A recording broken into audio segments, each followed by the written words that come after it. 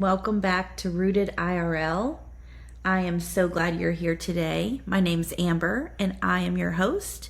Today we're going to dive into friendships and unpack a little bit of how we can grow those important relationships and find out what does the Bible actually tell us about friends.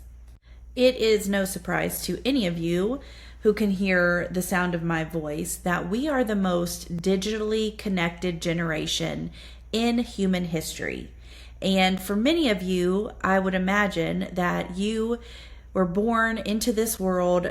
There were already multiple digital things happening around you. Your little picture was probably posted on Facebook or Instagram when you came into the world. You probably grew up watching YouTube Kids. So I am sure that you understand that technology is everywhere. But I want you to think for just a minute of how things were 50 years ago when we were not constantly connected. We have today more followers, more group chats, more ways to reach out and connect with people than we ever have before. Gen Z, Gen Alpha, you guys who've had phones and who've had social media and been connected your entire lives, statistics are showing us that Gen Z is the loneliest generation, lonelier than anyone before them. So I want you to think about that for a second. Back in, the 1950s, 60s, 70s, when we would have to, I remember actually, this just popped in my head, when I was a little girl, we would run by my aunt's house when we were out doing errands and stuff. And we'd pop in just to see if they were there and visit with them for a little bit. And if they were, we would hang out and, sometimes have dinner with them or just sit around and chat for a little bit. But if they weren't, we would get a napkin or rip a piece of paper off of something that we found in the car and just write a note. And I remember very specifically one day my dad writing, "We were here, you were not. Now you're here and we are not. Love you." And that was how we communicated with them. We couldn't text them or call them to say, "Are you home? Can I stop by?" It was a very, very different world.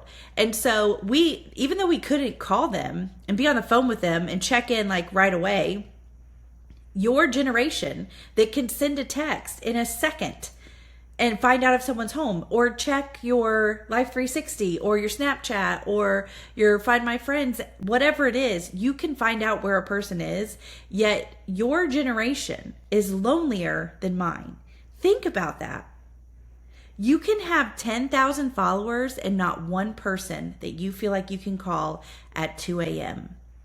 You can have a full inbox, DMs, all kinds of things happening on your phone and still sit alone at an empty table.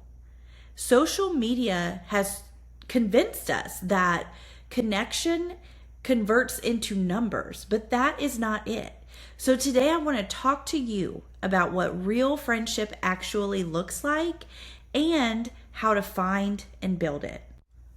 I want to read you a verse from the book of Proverbs, which is in the Old Testament. It's kind of towards the middle of the book of the Old Testament. Now, one thing that I want to say before we break this verse down is that the person who wrote Proverbs was Solomon. And Solomon asked God said, "I will give you whatever you want." And Solomon said, "I want wisdom." So he was the wisest man. God gave that to him. He granted that request. He was the wisest man who has ever lived. And so he wrote this book of Proverbs as his words of wisdom that he wanted to leave behind for his children. And in chapter 13, verse 20, he's telling his children, "Walk with the wise and become wise, for a companion of fools suffers harm." So think about that language. When he says walk, he's saying walk as in go in the same direction, do life together, move through life together. And what happens when you do that is people rub off on you. You start to imitate their habits oftentimes. Their faith rubs off on you. Social media has canceled out that influence is really who you're doing life with and made us think it's whoever can get me to buy something from TikTok shop, which is not it. So the deepest influence in your life, that's going to be the people who you are hanging around the most. What is naturally going to happen is we are going to become more of the person we're spending time with. You can apply that to your daily Christian disciplines as well.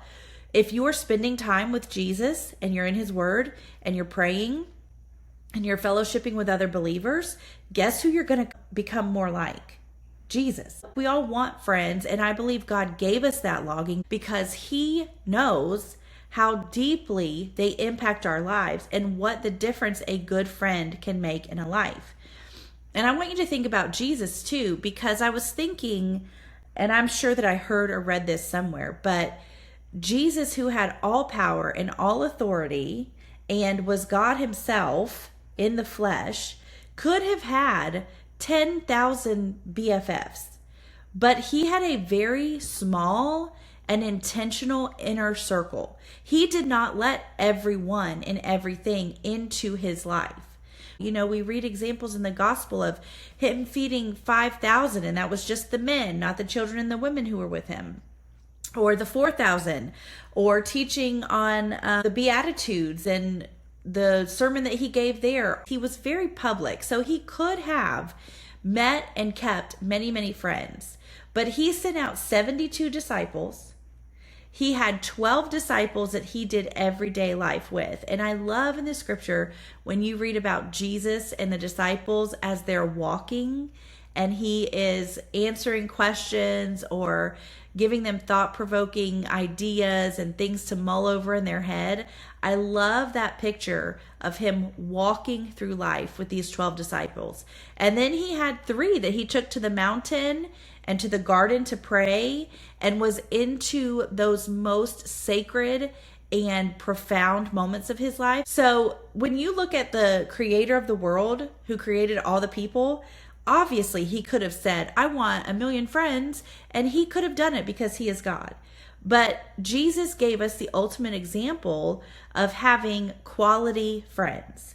And again, I know I've already referenced it, but social media is tricking us. It's making us think that likes or followers or reach or reposts are showing us connection and are fulfilling that friendship need. But it is so shallow. You can be known by thousands of people and not be known by anyone. So you're never actually seen. I want you to know that quality over quantity is a biblical design. So you don't need to focus on the width of your friendship circle. You need to have depth with a few people that you can do real life with, where you are actually connected and invested in one another, and you are moving forward in the pursuit of Jesus so that you can strengthen and sharpen each other. I want you to really think about the friends that you have. Who are your pinned contacts? And are those people spiritually grounded and pointing you towards God? And are you investing in those friendships in ways that will help you to become a better person and to make them a better person as well? So as you think through your friendship list, maybe there are some habits that the Lord has convicted you about and you're trying to move forward from that. And maybe this friendship is kind of pulling you back. There's a tug on that. Healthy friendships are going to have a return. So if there's a healthy friendship, you're going to see growth. You're going to hold each other accountable. And there's going to be a mutual investment where you both love each other and you want good for each other. And because of that, you're going to challenge sin. You're going to encourage when there's discouragement. And you are going to push each other to become and do all that God has planned. Draining relationships, they're one-sided. They make you feel like you're not good enough, not in a way where it's challenging you to become a more holier or sanctified person, but in a way where it feels like I'm worthless and I'm no good. That's a draining relationship. They're one-sided. There's no give and take, and you don't grow. It's just like you're constantly giving. And sometimes we stick with those because they are familiar, really hard to get out and put ourselves out there. And then I'll say too, sometimes you outgrow people. You're not betraying someone because you are growing in a different direction. That is healthy to recognize that you're not after the same things. And part of loving someone is being okay enough to say, you know what? This is not the path that God has for me. And so I'm going to be honest with you and just let you know, I love you, but we can't walk together in this season of life. I would encourage you, if the Lord's convicting you of that, to spend some time in prayer and make sure that you are following what the Holy Spirit is prompting you to do. But I would encourage you to not drag a friendship that God is trying to call you away from. And again, it doesn't have to be a negative thing. It can just be a shift in the direction that you're going. So we know Gen Z is lonely. And we know friends are super important. And we know it's hard to find friends, good friends, that it takes work. So I want to spend some time now talking about how can you find friends? I mean, I know as a teenager, it was hard for me, and I was obviously not as connected because we didn't have social media and cell phones, but today's world is just such a different level of loneliness and surface level friendships. And so I just see such a need for biblically grounded friendships and finding ways to create community and connect with people in ways that are really going to have depth. And so while I don't relate exactly, I 100% empathize with any of you who may be feeling lonely and you feel like you don't have friends. And I just want you to know that the Lord wants you to have community. He did not create us to be isolated and alone. So I want to go through what should we be doing and how can we make friends as an adult. I feel like you are coming into a season of your life where your friendships have kind of been almost like set up for you. Some examples of that would be if you play Little League, okay, the kids on your team, you're going to be doing a lot of life together with them. You're going to hang out together. You're going to see each other. You're going to get to know each other. You may not be like best friends with all of them, but you would talk with them and hang out with them and consider them, most of them probably your friends. Same thing with school. You're in the classroom with certain kids. You get to know them. Usually your friendships are built based on who you're in school with. So as a child and coming up through adolescence and your teenage years, these are like built for you. Those systems are built. But as an adult, making friends is hard because you're not forced to be in any social situations, and to get past surface level to where it's genuine is so incredibly difficult because you are having to weed through like all the noise of adulthood and figuring out stuff sometimes for the first time on your own. You're navigating school or work or whatever it is that you're stepping into as you leave high school and start your journey into adulthood. So I know it's difficult, and it can be really, really hard to put yourself out there. But Proverbs says, a man who has friends must himself be friendly. That's in Proverbs 18:24. It's a very simple verse, but when you think about it, someone who is not friendly usually doesn't have a lot of friends. You can't be isolated and guarded and passive and then say, well, nobody likes me. Friendship is going to require you initiating at times. It's going to require a risk sometimes. And you have to be willing to go first, to reach out, to invite someone, and maybe even show up before you feel ready. And I think the best way and the most underrated thing that we have access to as believers is the church. You will find community at a church. So maybe not every church, but a church that is doing what the Bible has called us to, there will be community there. So if you're not in a local church and belong to a body of believers, look around in your area, visit some different churches, and look for churches where you feel welcome, where people will come up to you and speak to you, where there's some follow-up so that you know you're not just a number that's overlooked. Is any church perfect? No. People are messy and people make up the church.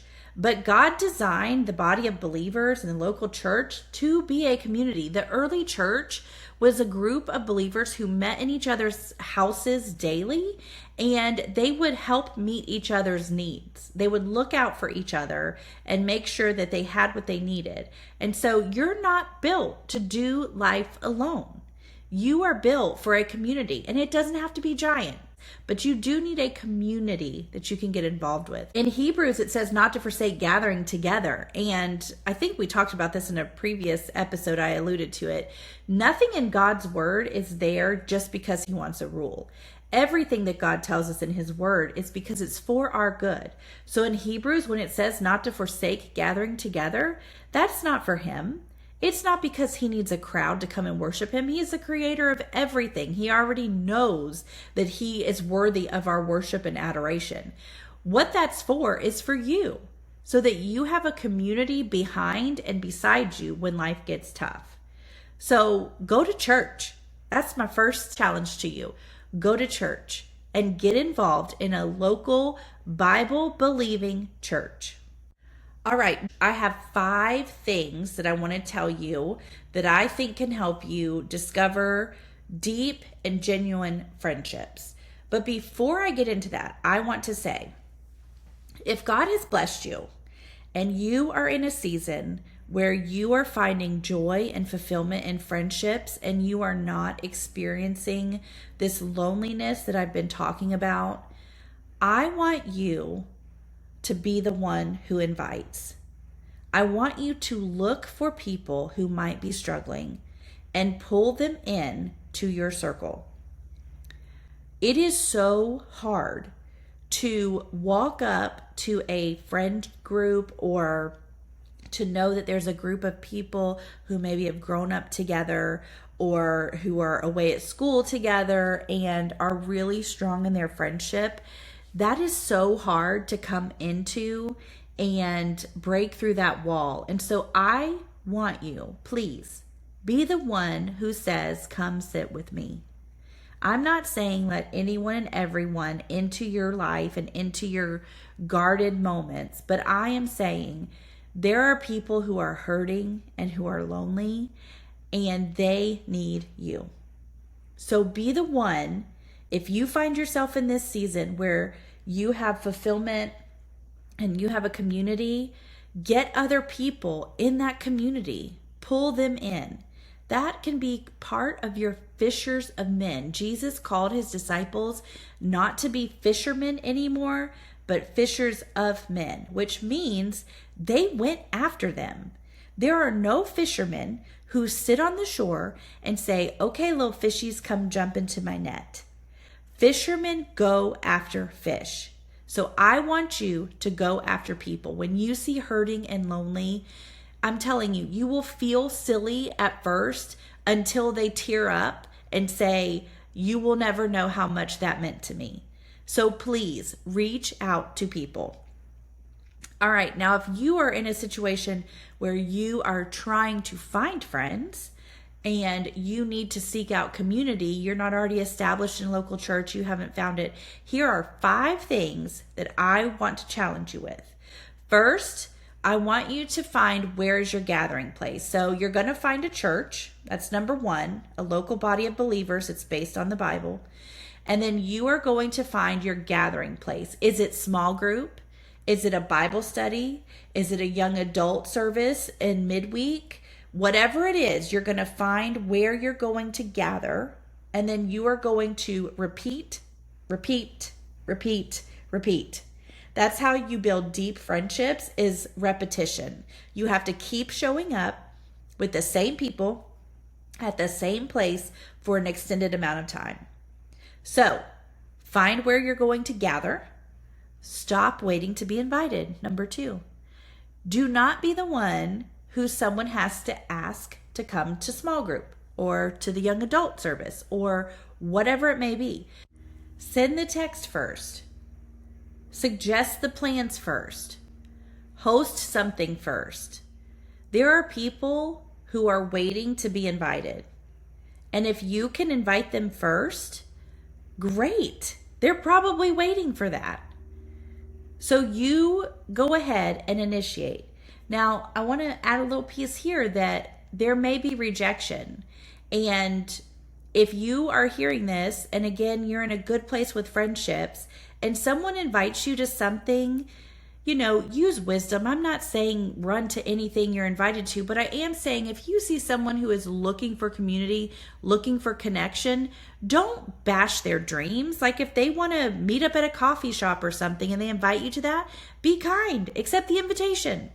They may become someone who's very dear to you, or they may connect with someone else that you know who becomes their great friend. So try and look at it from both sides where you also invite, but you accept the invitation too, and it's not like you're too good to hang out with them.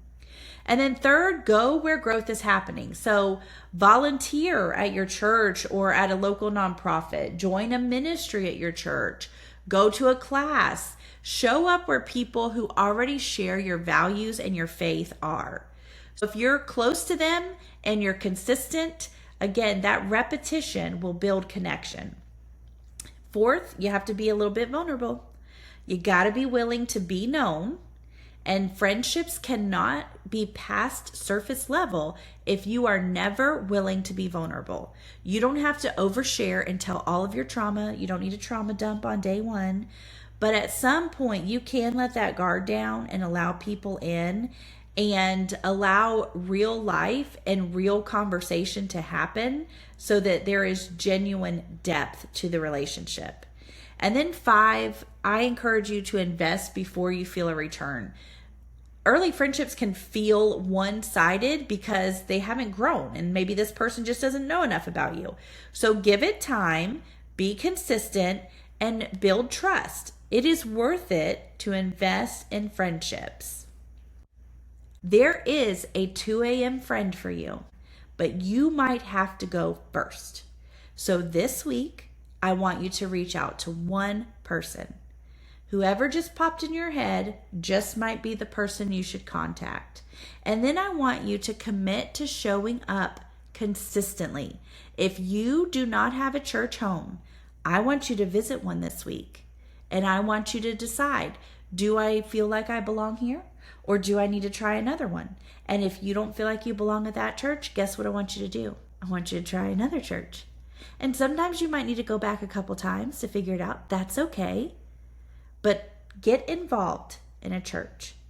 And then be the kind of friend you've been praying for. If you want someone who notices, who checks in, who challenges you, be that person. And as you do, God will send you a person to do the same for you. Now, I struggled on how to end this episode because, like I said, I empathize so much with those of you who feel lonely and alone right now. And so I really just prayed about and thought about what can I do on this end of the microphone for those of you who are struggling. And what I've landed at is I can't be all of your BFFs, although I'm sure I would love it. But what I can do is pray. And so if you find yourself in this spot where you are lonely and you are asking the Lord to send you friends, I want to personally come alongside you and commit to praying with you that He will give you wisdom and send you those friends. So if that is something that you feel like would be beneficial, I would love for you to DM me on Instagram at Rooted IRL Podcast and just maybe share your name and what you are praying for in a friend. You can share as much or as little as you want. And I will commit to responding and praying over you as you work through this friendship dynamic and find your people. I did not find my people until later in adulthood, probably my 30s, is when I really just found my friends that I feel like are just so near and dear to my heart, and the ones that God has put in my life to challenge me, to push me, to bring me closer to Him. So don't give up, because they were worth the wait. And I know for a fact that I was not as diligent about praying for that community and seeking that community as I should have been, because no one told me how important it was, truly. And so I want to be alongside you. I want to be in real life with you and really working through and wrestling through these scriptures, like I've said from episode 1. So I will commit to praying for you. You just send me a message and we'll walk through that together. All right, well, that is it for this episode. I hope it was helpful. If it was, share it with someone. Maybe you know someone who's looking for community and you think these practical tips would help them. Send it their way. Thank you for being here today, and I will talk to you next time.